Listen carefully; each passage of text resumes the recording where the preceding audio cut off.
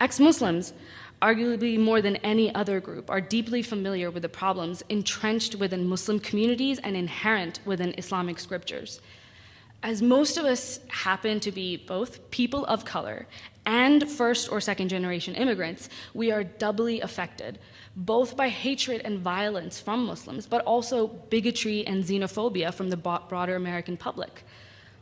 Despite all this, my experience over the last 2 years has made me wary of speaking up, even to an audience such as this. I always expected feeling unwelcome from Muslim audiences, but I didn't anticipate an equal amount of hostility from my allies on the left.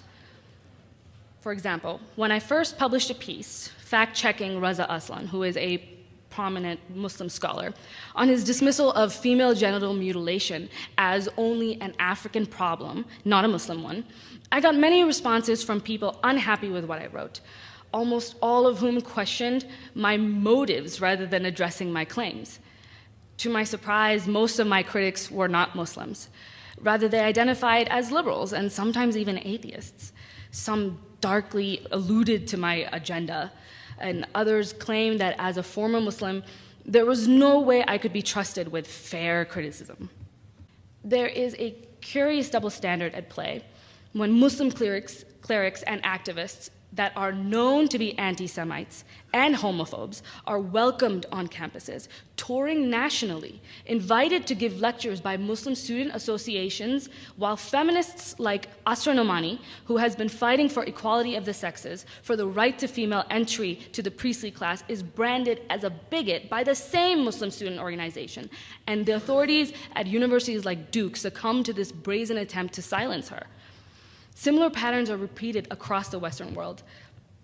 Maryam Namazi, who is an ex-Muslim activist, was disinvited to speak at Trinity, Ayan Hirsi Ali at Brandeis. The British Student Union now allies itself broadly with Islamist organizations such as CAGE.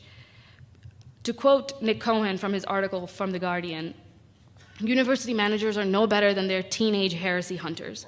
They say they want to oppose radical Islam in argument. The lawyers' secular society took them at their word.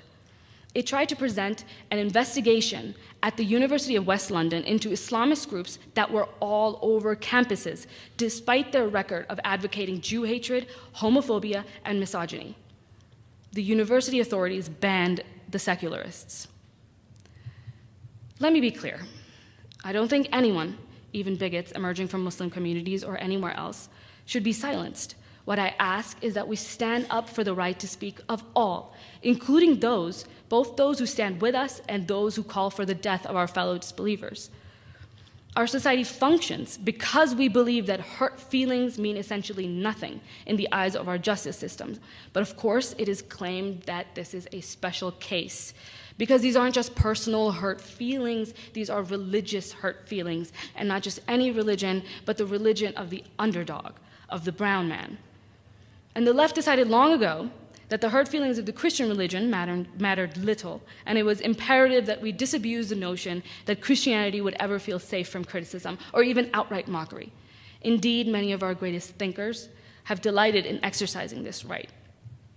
I want to quote Thomas Paine from his book, The Age of Reason. Whenever we read the obscene stories, the voluptuous debaucheries, the cruel and torturous executions, the unrelenting vindictiveness with which more than half the Bible is filled, it would be more consistent that we call it the word of a demon than the word of God. It is a history of wickedness that has served to corrupt and brutalize mankind, and for my part, I sincerely detest it, as I detest everything that is cruel.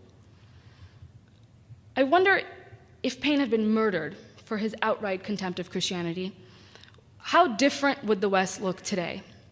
What message such a gruesome deed would have sent? How many people would it have silenced with its promise of more bloodshed to come if they had the audacity to repeat his crime? Would that fear have silenced those who insisted on the freedom of speech? How would that have affected the face of our nation? Now, I hope you will reflect on me on the fact that not only was he not murdered, neither was his contemporaries who mocked religion. Also, even then, 3 centuries ago, I don't believe he contemplated the idea that writing would actually lead to his death. And yet, in the 21st century, this is the reality of those who speak out against Islam in Muslim countries, and increasingly in Western ones. It's not uncommon to hear from commentators in various media outlets that the victims of Charlie Hebdo had somehow provoked others with their offensive cartoons into taking their lives. The sentiment seemed to be that the cartoonists must, to some degree, be held accountable for their own murders, even as dozens of cartoonists from the East drew panels in support of their counterparts in the West, risking their own lives for freedom of speech. There are people who use the phrase islamophobia, both to mean criticism of the people and of the religion. I know that many Muslims do this. It's an easy way of stopping others from criticizing their religion. But I believe that many in the West use this word because they haven't quite thought of why it might be harmful. Islamophobia is a meaningless term.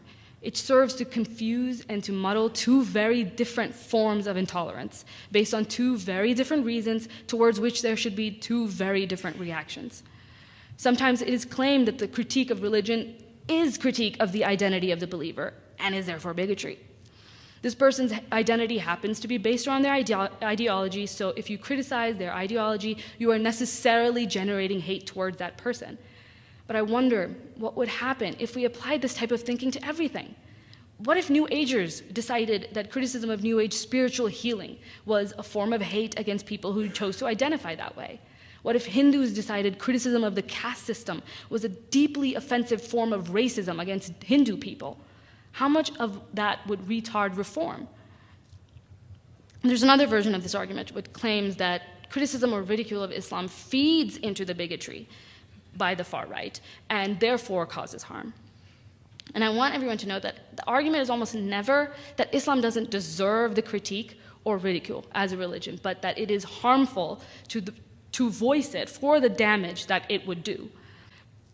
Still, there are others who believe that people in the West have no right to speak about problems of brown cultures due to the legacy of colonialism and other forms of violence the West has cast upon the East.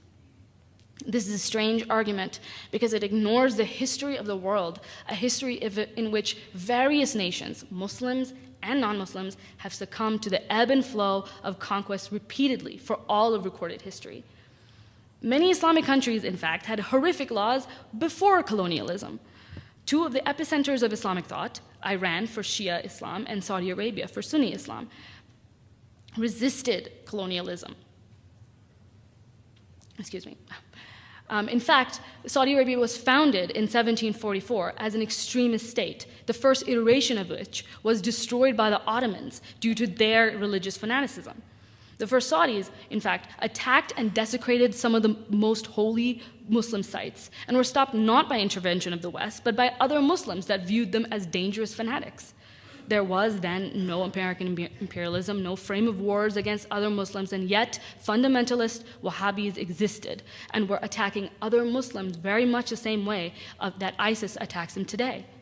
Reform is impossible when you constantly shift the conversation away from Islamic fundamentalism and back to Western violence and imperialism. But don't get me wrong, it's important to discuss this. It's important to discuss imperialism and the harm it caused. But violence in the name of Islam has terrorized the Middle East ever since its inception, and it's important that we don't derail this conversation. The moral paralysis out of fear of the right, out of fear of furthering bigotry, out of shame of prior crimes committed by other white people, should not trump all considerations. When I read articles of why Muslims shouldn't be ridiculed, I get a sense of condescension, a sense that there are those who believe that the most central trait of brown people is their religion, a defining feature, in fact. And due to this, they presume either that we won't reform or we can't, that religion is something inherent to who we are, and that it won't respond to pressure to change the way Christianity responded to pressure by secularists. While they believe themselves to be supporting tolerance, what they're actually supporting is the religious right of the East. And not just any religious right, not the religious right we have here. It's a religious right the West hasn't seen for centuries.